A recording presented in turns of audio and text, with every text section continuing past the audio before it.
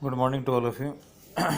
Chapter 4 distribution of continent ocean, महाद्वीप और महासागरों का जो वितरण है उसको हमारा जब चैप्टर चल रहा है। तो लास्ट वीडियो में डिस्कस किया था कि वैगनार ने एक थ्योरी दी थी, कॉन्टिनेंशल ड्रिफ्ट थ्योरी, महाद्वीपीय विस्थापन थ्योरी, जिसके अकॉर्डिंग जो स्टार्टिंग में सारा का सारा लैंड पार्ट एक जगह इकट्ठा था और वो फिर अर्थ के due to the rotation of earth and gravitation force उसका जो मूवमेंट है वो वेस्ट की साइड और नॉर्थ की साइड होता चला गया। और जो आज हम वर्ल्ड की करंट पिक्चर देख रहे हैं मैप की, वो आज हमारे सामने आई है। तो इसके अब क्या प्रूफ है कि उसने जो थ्योरी दी थी, उसने पेंजिया पैंथेलेसा इन तरह के वर्डों का यूज़ किया, तो क्या एंशियंट टाइम में ऐसा रहा होगा? तो नेक्स्ट जो आपका टॉपिक बन जाता है evidence of movement of continents. तो सबसे पहले वो कहता है जिग्स ऑफ इट, महाद्वीपों में साम्य, यानी कि जो पेंजिया स्टार्टिंग में एक साथ था, जो पिक्चर हमारे को दिखाई गई मैप में दिखाया गया है, और वो एक दूसरे से अलग हुआ। तो कंप्यूटर प्रोग्रामिंग से जब हम उस लैंड पार्ट को वापस से धीरे धीरे वापस से एक साथ लेके आए, तो मेन जो है आपका जो साउथ अमेरिका है और अफ्रीका कॉन्टिनेंट है वो एक दूसरे के अंदर बिल्कुल फिट हो गया। इसको कल भी एक मैंने आपको मैप के ज़रिए दिखाया था, आज भी आप देखिए, ये अफ्रीका कॉन्टिनेंट है, ये साउथ अमेरिका कॉन्टिनेंट है। तो जब इसको मैप्स कंप्यूटर से हम प्रोग्रामिंग से इसको धीरे धीरे वापस अपने पोजीशन पर लेके आए, तो ये जो साउथ अमेरिका है ये अफ्रीका के ईस्ट वाले पार्ट के अंदर फिट हो गया यहाँ पर बिल्कुल। तो आप ये नॉर्मल चीज़ देखिए, कोई प्लास्टिक का सामान है, कोई खिलौना आपका जब कहीं से टूट जाता है, तो जब हम उसको वापस से जोड़ने की कोशिश करते हैं, तो जब वो बिल्कुल एक दूसरे से फिट हो जाए तो हम कहते हैं कि हाँ ये इसका पार्ट है, ये यहीं से टूटा है। तो ये जो साउथ अमेरिका है ये आपका अफ्रीका कॉन्टिनेंट में बिल्कुल इस तरह से फिट हो जाता है। तो एक ये चीज़ है जिग्स ऑफ इट कि भाई ये एक दूसरे के अंदर बिल्कुल एडजस्ट हो रहे हैं, जैसे मानो ये इसी का ही पार्ट रहा हो और ये इससे अलग हुआ है। ठीक है, ये चीज़ मैं पहले बता के चला था कि जो स्टार्टिंग में नीचे आपकी जो है 7 मेजर प्लेट्स हैं, तो जो सारी की सारी क्रस्ट है ये आपका मेंटल के ऊपर तैर रहा है, फ्लोटिंग फॉर्म में है। तो पूरा पूरा जो क्रस्ट है ये 7 मेजर प्लेट्स के अंदर डिवाइड है, जिसके अंदर आपके कॉन्टिनेंट्स भी आ जाते हैं और आपका ओशंस भी आ जाते हैं। ठीक है, नेक्स्ट बात करता है फॉसिल्स की, जीवाश्म्स की। देखो, एक आपका प्लांट है ग्लोसोफ्टेरिस जो प्लांट है, और दूसरा मेसोसोरस, लिस्टोसोरस, ये आपके एनिमल्स हैं।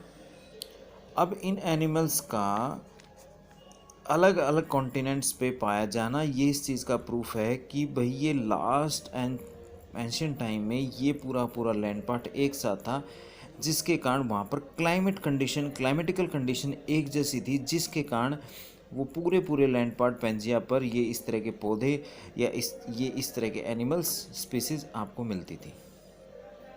लेकिन आज हम देखते हैं कि साउथ अमेरिका में भी ये प्लांट मिल रहा है, या अफ्रीका कॉन्टिनेंट के अंदर भी मिल रहा है, ऑस्ट्रेलिया के अंदर भी मिल रहा है, इंडियन गोंडवाना लैंड के अंदर भी मिल रहा है। तो मीन्स क्या है कि एंशियंट टाइम में इनकी क्लाइमेट सेम होने के कारण, देखो हम वेजिटेशन हो गया, एनिमल स्पीसीज हो गया, क्लाइमेट कंडीशन उस पर बहुत ज़्यादा इफेक्ट डालती है।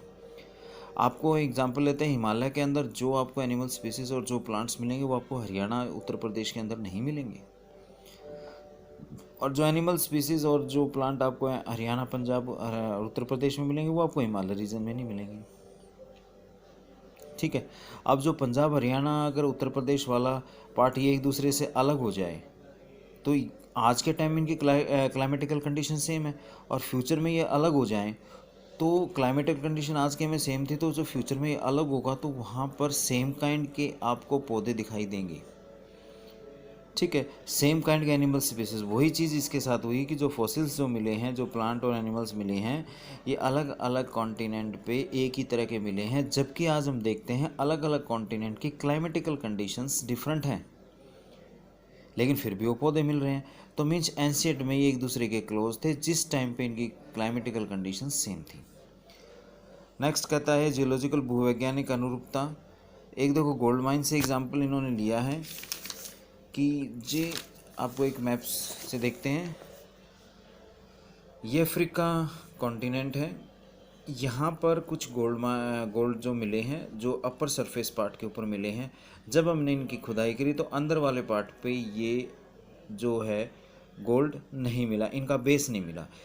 जब हमने यहाँ अमेरिकन कॉन्टिनेंट की खुदाई करी यहाँ पर, तो जब हमने इसकी खुदाई करी, माइनिंग वर्क किया, तो इसके बेस में जो है वही गोल्ड माइन मिली जो अफ्रीकन कॉन्टिनेंट के इस वाले पार्ट में मिली थी। ठीक है, तो मीन्स ये दोनों पार्ट एक दूसरे के क्लोज थे, जिसके कारण जो इनका इंटरनल स्ट्रक्चर था वो सेम था, लेकिन आज ये अलग रह गया। तो मीन्स यहाँ अपर पार्ट पे सेम क्वालिटी का आपको सेम चीज़ मिल रही है और यहाँ बेस में मिल रही है और यहाँ केवल अपर पार्ट में मिल रही है। तो एंशिएंट में एक दूसरे के क्या थे, ये क्लोज थे। ये चीज़ एक प्रूफ मिलता है। दूसरा एक कोरल्स, प्रवाल जिसे हम कहते हैं। प्रवाल क्या आता है इसको पहले समझिए कि जो ओशंस के अंदर भी एक लाइफ है, एक बाहर सरफेस के ऊपर लाइफ है। सरफेस की लाइफ हमें दिखाई दे रही है, ओशंस के अंदर की लाइफ हमें दिखाई नहीं दे रही है, जिसके अंदर फ़िश हैं, डिफरेंट काइंड के फ़िश हैं, क्रोकोडाइल्स हैं, ठीक है, और एनिमल्स हैं और वेजिटेशन भी हैं। तो ये उनका बर्थ भी होता है, उनकी डेथ भी होती है। तो डेथ होने के बाद जो उनके कंकाल हैं, जो उनकी हड्डियां हैं, जो उनके अवशेष बच जाते हैं, जो उनका वे मटीरियल बचता है, वो कहीं ना कहीं किसी, जैसे कोई रॉक है उसके साथ में यहाँ डिपोजिशन स्टार्ट हो गया, फिर और डिपोजिशन हो गया, फिर और डिपोजिशन होगा, इस तरह से वो डिपोजिशन होता चला जाता है। तो जो अब ये जो नीचे वाला है, ये टेम्परेचर भी इंक्रीज़ हो गया, प्रेशर भी हो गया, डेंसिटी भी हो गया, जिससे सॉलिड में कन्वर्ट होता चला जाता है। ठीक है, आपका जो इंडिया के अंदर दो मेन आइलैंड्स हैं, अंडमान निकोबार एंड लक्षद्वीप। जो लक्षद्वीप आपका वो कोरल आइलैंड है। 1 मार्क्स का यहाँ से क्वेश्चन भी बन जाता है। कोरल आइलैंड है मीन्स वो इस तरह से डेवलप हुआ है। क्लियर। तो अब इनकी आइडल कंडीशन क्या है कोरल्स की, ये 20 डिग्री सेल्सियस पर क्रिएट होते हैं। इनके लिए टेम्परेचर कम से कम 20 डिग्री सेल्सियस होना चाहिए बनने के लिए। दूसरी क्या है, ये 30 डिग्री नॉर्थ और 30 डिग्री साउथ।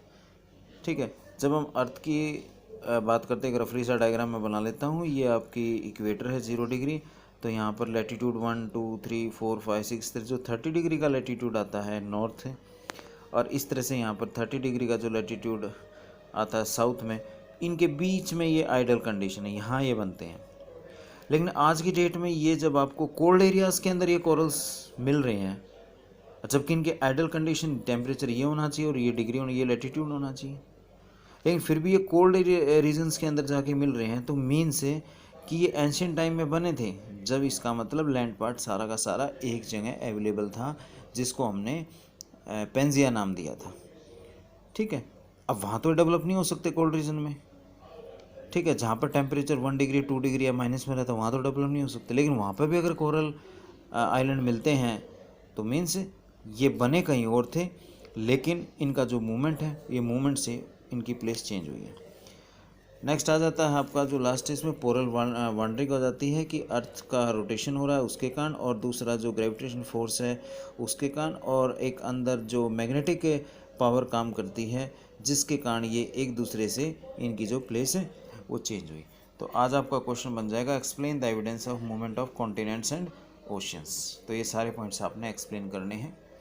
Thank you.